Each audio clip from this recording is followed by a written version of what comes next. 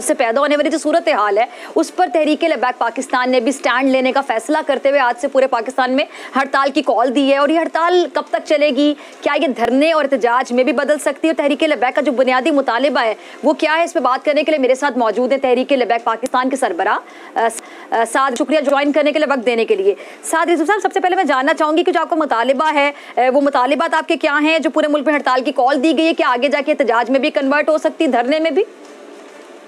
अस्सलाम वालेकुम, बहुत शुक्रिया जी डॉक्टर साहिबा। हमने हमारा बुनियादी मुतालबा जो डॉक्टर साहब है वो है कि जो 14 फरवरी के बाद पेट्रोलियम की मसनूआत के अंदर जो कीमतों के अंदर इजाफा किया गया है उसकी वापसी, ये हमारा पहला बुनियादी मुतालबा है। और इसके लिए आज हमने मुल्क भर में शटर डाउन कॉल दी थी जो अल्हम्दुलिल्लाह बहुत नहायत कामयाब रही, बल्कि पूरी कौम एक तहरीक लबैक पाकिस्तान की आवाज़ के साथ मिलाकर गरीबों की आवाज़ का हिस्सा बनी। इसके लिए मैं पूरी कौम का शुक्रगुजार हूँ। और आगे जो सिलसिला है इंशाल्लाह जब तक ये कीमतें वापस नहीं लेते उस वक्त तक हम इंशाल्लाह इस सिलसिले को जारी रखेंगे। अच्छा, अगर ये जब तक ये कीमतें वापस नहीं लेते हैं आप इस सिलसिले को जारी रखेंगे, आप ये कहना है अगर हुकूमत टस से मस नहीं होती है तो फिर आप लोगों का अगला जो लाहेअमल है वो क्या होगा? क्या ये जो एहतजाज है ये कोई हम सख्त शक्ल भी इख्तियार करता देख सकते हैं? क्या ये धरने में कन्वर्ट हो सकता है, बदल सकता है? और आपसे अब तक किसी ने अगर आप लोगों ने इससे राब्ता किया हो हुक्मरान जमात की जानिब से? जी नहीं, बिल्कुल इतनी बेइज्जती का शिकार हमने कोई भी हुकूमत नहीं देखी और इतने नाअहल भी जिन्होंने अभी तक जिनके मतलब अभी कान पर जूं तक नहीं रिंगी कि ये पूरा मुल्क बंद हो गया, शटर डाउन हो गया है, लोगों ने रजाकाराना तौर पर एक मुकम्मल हड़ताल का साथ दिया है, उसके बावजूद हुकूमत टस से बस नहीं हुई। उसके बाद हमने अगला लाएअमल का ऐलान किया है कि हम इंशाल्लाह जुम्मे वाले दिन, जुम्मे की नमाज के बाद पूरे मुल्क में हर जिले के प्रेस क्लब के बाहर एक बड़े एहतजाजी मुजाहरे करने जा रहे हैं। अगर हुकूमत को इससे ना असर पड़ा तो इंशाल्लाह फिर ये सिलसिला रुकेगा नहीं, ये फिर एक तहरीक की शक्ल इख्तियार करते हैं।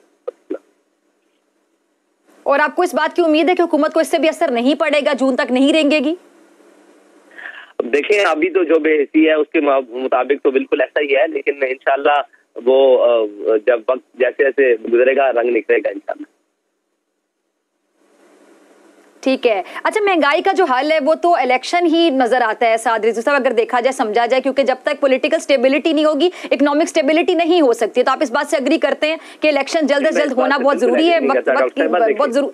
जी डॉक्टर साहब, मैं इस बात से इसलिए एग्री नहीं करता कि हमें पहले एक तब्दीली का लॉलीपॉप सुनाया गया कि तब्दीली आएगी तो मुल्क ठीक चलेगा। तब्दीली आ चुकी, जब तब्दीली ने अपने रंग दिखाने शुरू किए तो फिर एक और रंग लाया गया। जब तक रजीम चेंज नहीं होगी और जनाब इस हुकूमत को गिराया नहीं जाएगा तब तक महंगाई नहीं जाएगी। जब रजीम चेंज हो गया, अब नया कहानी सुनाई जा रही है कि जब इलेक्शन नहीं होंगे तो जब तक तो इस वक्त मुल्क स्टेबल नहीं होगा। भाई, मुल्क स्टेबल हो सकता है, उसके लिए इकोनॉमिक रिफॉर्म्स की जरूरत है, उसके लिए वो सारी चीजों की जरूरत है जिसे हमें बुनियादी तौर पर करना है। लेकिन ये कोई भी मुखलिस नहीं है मुल्क के साथ। एक आए हैं वो अपने जनाब क्या कहते हैं पर्चे और FIR और अपने मुकदमात खत्म करवाने के चक्कर में है, कोई आता है वो नैब का जनाब चेयरमैन लगवाने के चक्कर में आता है, कोई आता है वो जनाब अपनी एक्सटेंशन लेने के चक्कर में आ जाता है। तो ये तो यहाँ तो खेल तमाशा लगा हुआ है ना, मुल्क पूरे के साथ खेल रहे हैं। आपको मालूम है कि हम 2023 में अभी रिसेंट मिनी बजट के नाम पर भी हम IMF के दरवाजे पर खड़े हैं और हमारा हमसाया मुल्क 1993 में IMF के दरवाजे पर गया था और 2000 में उसने वो किस्त वापस कर दी थी, वो कर्जा। लेकिन अगर हम ये बात करेंगे तो फिर कहेंगे जी नहीं हमारे मुल्क के हालात, भाई हमारे मुल्क को 75 साल में यहाँ तक पहुँचाने वाले कौन है? यही लोग है ना, यही जनाब जर्नैल है, यही सियासतदान है, यही जनाब साद रिजवी साहब, एक और चीज, ये अगर कल इलेक्शन का ऐलान हो जाता है तो आपको तहरीक इंसाफ नून लीग दोनों की तरफ से इत्तेहाद की अगर दावत दी जाए तो फिर आप किसके इत्तेहादी बनना पसंद करेंगे? जी, मैं सिर्फ कौम का इत्तेहादी बनना पसंद करूंगा, जिस कौम के लिए जनाब महंगाई के लिए आज हमने शटर डाउन कॉल की। पूरी पाकिस्तान की किसी भी जमात ने इसका हिमायत का ऐलान नहीं किया। इसका मतलब है हर कोई अपनी सियासत के लिए खेल रहा है, कौम के लिए तो किसी ने भी आवाज बुलंद नहीं की। अच्छा, तो आप कितने पुरुमीद हैं? आप जिस तरह अगर आप ये एहतजाज करेंगे, आप लोग, आपने कहा फिर आगे जुम्मे के दिन आपके पास एक अगला लाहेअमल भी है, आपके पास नेक्स्ट प्लान भी है, तो अगर आप साथ ये भी कह रहे हैं कि आपको उम्मीद है जैसा आज भी किसी के कान से जूं तक नहीं रेंगी, किसी ने राब्ता नहीं किया आप लोगों से, बेहिस हुकूमत है, तो आपको लगता है कि जुम्मे वाले दिन भी राब्ता नहीं करेंगे, फिर आगे क्या करेंगे? फिर उसके आगे बाद हम अपना लाएअमल जारी रखेंगे और उसके बाद इंशाल्लाह एक वक्त ऐसा आएगा जब, यानी आपके पास अभी से कोई प्लान है कि उसके बाद क्या करेंगे साथ साथ, या फिर आप सिचुएशन को देखते हुए, सूरत को देखते हुए डिसाइड करेंगे? जी नहीं, इसके बाद बहुत सारे प्लान है। जी, आप कह रहे हैं बहुत से प्लान है आपके पास इसके अलावा? जी जी, इसके बाद बहुत सारे प्लान है जी इंशाल्लाह। तो वो सूरत हाल को देखते हुए, वो सारे पते सूरत हाल को देखते हुए खेले जाएंगे कि अगर हुकूमत इस तरह रिस्पॉन्स देती है तो फिर ये पता खेला जाएगा, नहीं देती तो फिर देखिए नामूस रिसालत का मसला ऐसा है जिसके ऊपर हम फौरन रिएक्शन देते हैं। ये है कौम का मसला और कौम की महंगाई का मसला। इसके लिए कौम को पावर कराना जरूरी है कि हम आपके लिए निकले हैं। हम नहीं चाहते कि फौरन किसी चीज का ब्लॉकेज हो, फौरन सारी चीजें हो। हमने शटर डाउन के लिए भी 1 हफ्ते का वक्त दिया, बल्कि 1 हफ्ते से ज्यादा का वक्त दिया, और आगे भी हम 3-4 दिन का वक्त दे रहे हैं, मजीद भी वक्त देंगे। लेकिन अगर ये नहीं आएंगे तो फिर आखिरी हाल यही होता है, तंगा मत पजंगा मत। आपको लगता है कि अभी हुकूमत सीरियस नहीं ले रही आपके मुतालिबात को या आपके एहतजाज की कॉल को?